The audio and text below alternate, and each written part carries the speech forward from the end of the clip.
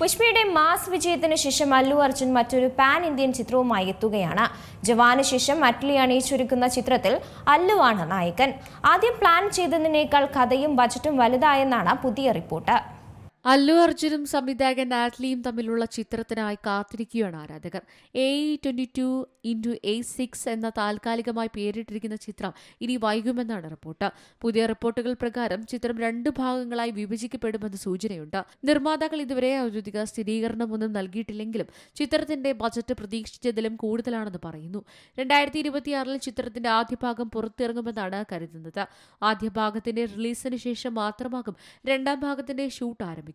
പുഷ്പ 2 ശേഷമാണ് വീണ്ടും ഒരു അല്ലു ചിത്രം കൂടി 2 ഭാഗങ്ങളിലായി വരുന്നത്. ചിത്രീകരണത്തിന്റെ ഏകദേശം 60% ഇതിനകം പൂർത്തിയായതായി അടുത്ത വൃത്തങ്ങൾ പറയുന്നു.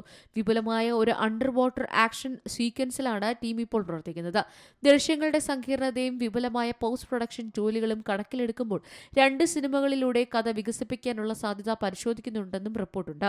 ദീപിക പദുക്കോണിനെ നായികമാരിൽ ഒരാളായി ഔദ്യോഗികമായി പ്രഖ്യാപിച്ചു. രശ്മിക മന്ദാന, മൃണാൽ താക്കൂർ എന്നിവരും സംഘത്തിന്റെ ഭാഗമാകുമെന്ന് അഭ്യൂഹമുണ്ട്. Entertainment desk, Zee Malayalam news. ഏറ്റവും പുതിയ വാർത്തകളും വിശേഷങ്ങളും വിരൽ തുമ്പിലറിയാൻ സി മലയാളം ന്യൂസ് എല്ലാ ഡിജിറ്റൽ പ്ലാറ്റ്ഫോമുകളിലും ലഭ്യം.